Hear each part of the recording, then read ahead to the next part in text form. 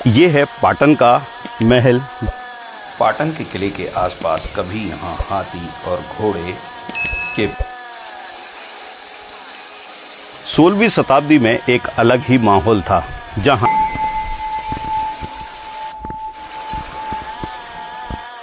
ये जो यहाँ पाटन का जो किला है कि पाटन में जो किला था, जब उसे राजाओं ने छोड़ा तो यहाँ पर जो खजाना गड़ा हुआ था वो आज भी कहीं ना कहीं गड़ा हुआ है। ऐसे में समय ये जो किला है ना, अब हमारे पूर्व के जो लोग बताते थे कि ये पहले राजगढ़ का जो राजा था ना, जो पहले उसने बनवाया था। इसके चारों तरफ से जो रास्ते बने हुए हैं वह हैं यहाँ जाने के लिए, और यहाँ पानी की भी पर्याप्त व्यवस्था है, जिसमें कोई भी आसानी से यहाँ लंबा समय निकाल सकता है। ये है पाटन का महल, जो इस वक्त हालांकि जर्जर हो चुका है, लेकिन कहा जाता है कि राजगढ़ रियासत का पहला महल यही था और यहीं से राजगढ़ रियासत की शुरुआत हुई थी। अब यह राजगढ़ से 3 किलोमीटर की दूरी पर है। आसपास और भी कई ऐसे स्थान हैं जो रियासत काल की याद दिलाते हैं, जिसमें चोर बावड़ी और राजाओं के समय पूजनीय हिंगलाज माता का मंदिर, जो आज भी वैसे ही खड़ा हुआ है। पाटन के किले के आसपास कभी यहाँ हाथी और घोड़े के पैरों की आवाज़ गूंजती थी। सैनिकों के भाले और तलवारों की आवाज़ें खनखनाती थीं। यहाँ कोई ना कोई आता जाता नज़र आता था, लेकिन अब यह वीरान पड़ा है। यहाँ मुश्किल से कभी कोई पहुँचता है, लेकिन यहाँ की जो किले की बनावट है वह जो शुरुआती दौर में राजगढ़ में किला तैयार किया गया था उसकी तुलना में बहुत ज़्यादा खूबसूरत था।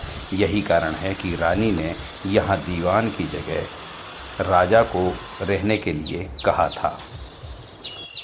नेवज नदी के किनारे स्थित 3 मंजिला यह महल आज भी अपनी खूबसूरती बयां करता है। यहाँ देखें तो सीढ़ियों की बनावट काफ़ी चौड़ी है और यहाँ आने जाने में किसी तरह की परेशानी नहीं है। लेकिन अब जब कोई यहाँ आता जाता नहीं है, ऐसे में अंधेरा छाया रहता है, उजाले की तलाश नज़र आती है। भले ही पाटन गांव के ही हिस्से में यह किला आता है, लेकिन यहाँ कोई आता जाता नहीं है। यही कारण है कि अंधेरे में चमगोदड़ की संख्या यहाँ लगातार बढ़ती जा रही है।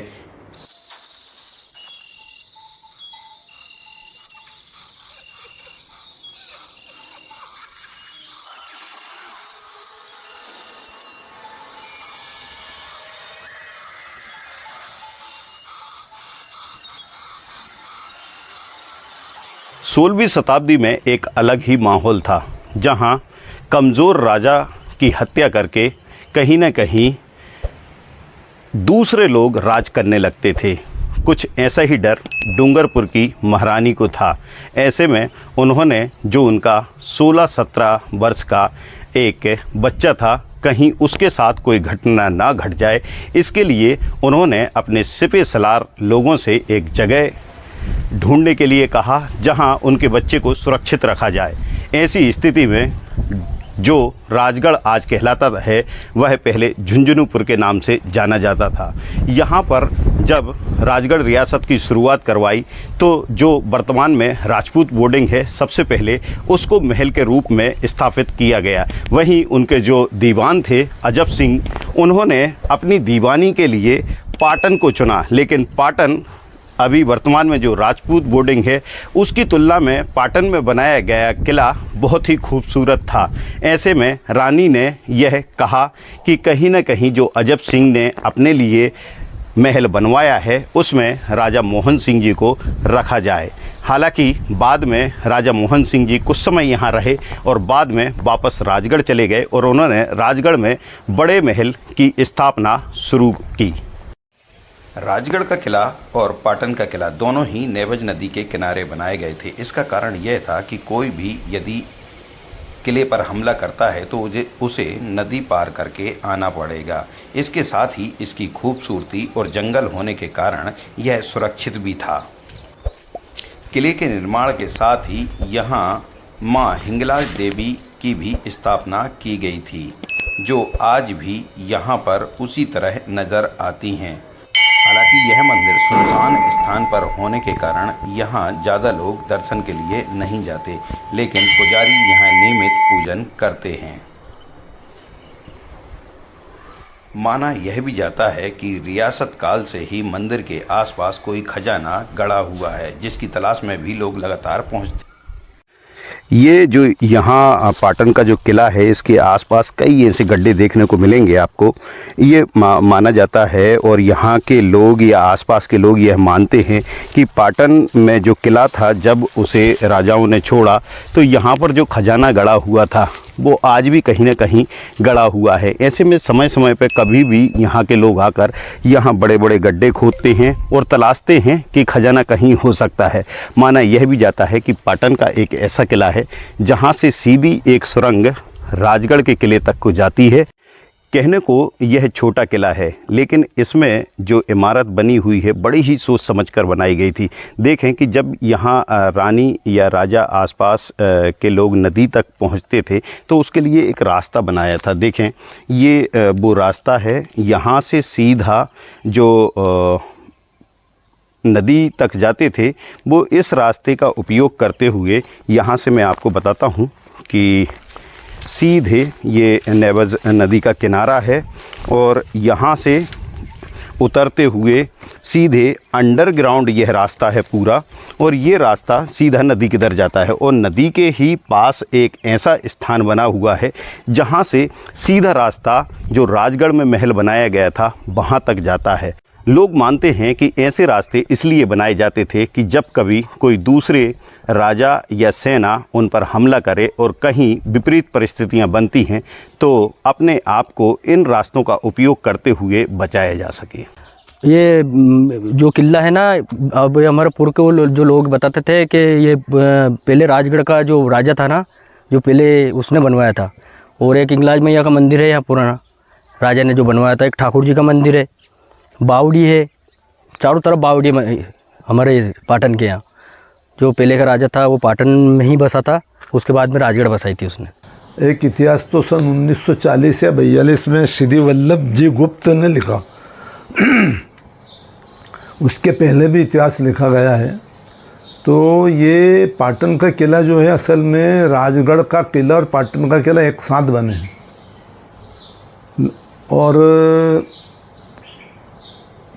राजगढ़ का जो राज्य शुरू हुआ है वो रावत मोहन सिंह के ज़माने से शुरू हुआ बताया है। और उसका इतिहास में जो है 1638 से 1697 जो है वो उनका समय इसमें लिखा गया है, इतिहास में दिखाया है। तो वो क्योंकि रानी विधवा थी और मोहन सिंह जी की उम्र उस वक्त 16, 17, 18 के करीब थी। तो अपने बच्चे की सुरक्षा के लिए इन्होंने वो डूंगरपुर छोड़ के और तलाश करवाया कि ऐसी जगह देखो जहाँ पे हम किले बनवा सकें और मेरा पुत्र सुरक्षित रह सके। तो उस वक्त दीवान अजब सिंह ने ये राजगढ़, जो इसका पुराना नाम झंझनीपुर है, और झंझनीपुर को अपनी लोकल भाषा में झंझेपुर भी बोला जाता था। तो यहाँ पर किले बनना शुरू हुए, परंतु क्योंकि दीवान अजब सिंह जो थे वो पके हुए थे, उम्र अच्छी थी उनकी, बहुत राजनीति का अनुभव उनको था, तो उन्होंने अपने लिए रहने के लिए जो व्यवस्था की वो पाटन में की। और ये पाटन की व्यवस्था हालांकि रानी ने दीवान अजब सिंह को खुद ही ये कहा कि आप अलग बना रहो अपने, और ये यहाँ पर राजा के लिए किला बने।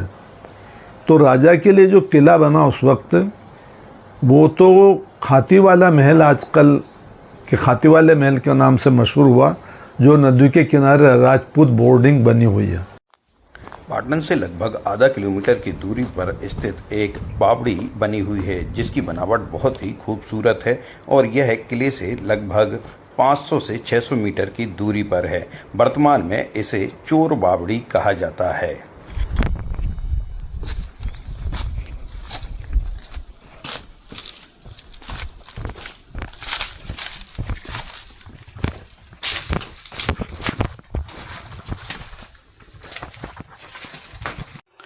पहले कभी रियासत काल में यह बावड़ी हुआ करती थी, जिसमें राजा और उनके परिवार के लोग स्नान के लिए आते थे, क्योंकि यहाँ नेवज नदी से लगा हुआ एक नाला निकलता है और 12 महीने कहीं न कहीं उसमें पानी बना रहता है। ऐसे में रियासत काल में लोग यहाँ नहाने के लिए आते थे। लेकिन जैसे जैसे समय बदला और इस बावड़ी क्योंकि ये सुनसान स्थान पर बनी हुई है, ऐसे में समय के साथ नाम इसका बदलता गया और अब इसे चोर बावड़ी कहने लगे हैं। इसके पीछे भी एक राज है। यहाँ जब दूर दूर से लोग चोरी करके आते थे तो यहीं पर अंदर छुपकर अपना समय निकालते थे।